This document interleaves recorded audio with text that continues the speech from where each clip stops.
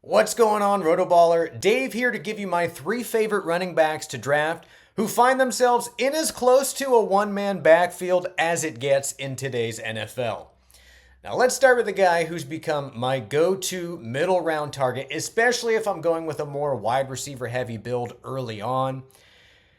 It's an old name in a new look. It's Zach Moss. Now I did a full breakdown of Zach Moss over on our TikTok channel, which if you're not already subscribed, head over to TikTok. We're at RotoBaller NFL. That's where you'll see this face, probably way too much on that channel, giving you new content 4 days a week. Now let's start with Moss the player, and then I want to talk a little bit about his situation. Both were great. Moss the player, filling in for Jonathan Taylor last season, put up RB4 numbers. His metrics also not too shabby. We're talking top 30 in yards per touch and breakaway runs. And here's where it gets interesting. He had the second best yards per carry from shotgun with 11 personnel. Only player better? Jonathan Taylor, his teammate. Probably because the Colts ran the most running back carries out of shotgun last season. But do you know which team was second? Yeah. The Cincinnati Bengals, which means this is a perfect scheme fit for Zach Moss. Only now he goes from a team that had, a rookie quarterback, a guy who is going to be running a lot of RPOs, to a guy who sticks behind center and hands the ball off right into the belly of his running back, Joe Burrow. Last season, Joe Mixon led the entire NFL in carries inside the 10-yard line.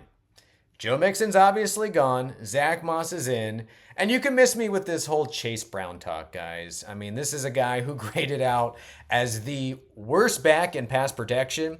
12 games last season. He had a total of 3. Yes, 3 total snaps on third down. Which means Zach Moss has every opportunity right now to become a true 3-down workhorse for the Cincinnati Bengals. And the best part is you can get him as the price tag of RB25. Run, don't walk to select Zach Moss. My number 2 back, it's got to be Travis Etienne. We finally got to see a healthy season from him last year, and that led to an RB3 overall finish. Jags treated him like a bell cow, okay? They upped his opportunities per game from 15.6 to 20, which would have been the 6th highest among all running backs. So the question to ask yourself really with Travis Etienne is, what's changed? The answer, not much. Didn't draft a running back. Dearness Johnson returns for a 1-year deal. Big deal. Fool me once on Tank Bigsby. Man, that off-season hype is a hell of a drug.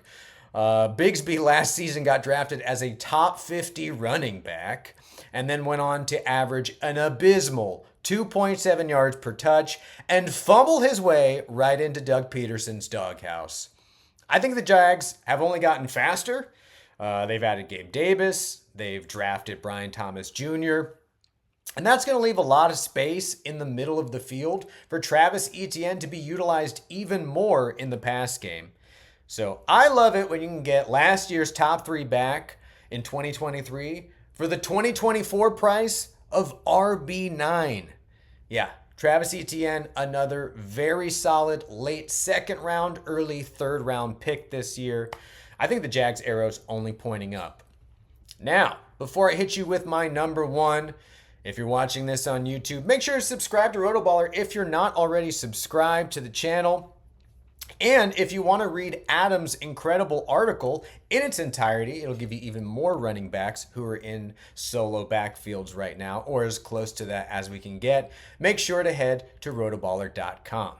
All right, now it's time for my number 1. This dude is an absolute flag plant running back for me this year. It's Isaiah Pacheco. What am I missing here? Checks all the boxes, right?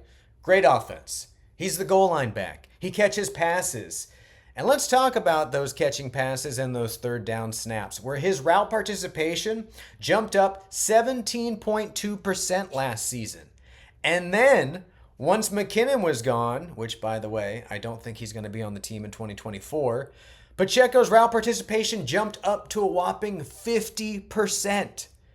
He's an absolute beast in pass protection, and if the postseason is any indication, where Pacheco was averaging 88.6 rush yards a game, 0.6 tutties, 3.8 receptions, and sporting a baller 5.5 yards per carry, he's going to be an absolute workhorse on one of the best offenses in football. This is one of those few running backs who literally has RB1 overall upside, yet you're getting him at the price of RB11. Yeah. Sometimes fantasy, folks, it's simple, okay? Draft good players on good teams. Isaiah Pacheco. Now, those are my 3 running backs. Who are some of your one-man shows that I missed? Go ahead and throw those in the comments, and I'll see you guys on TikTok.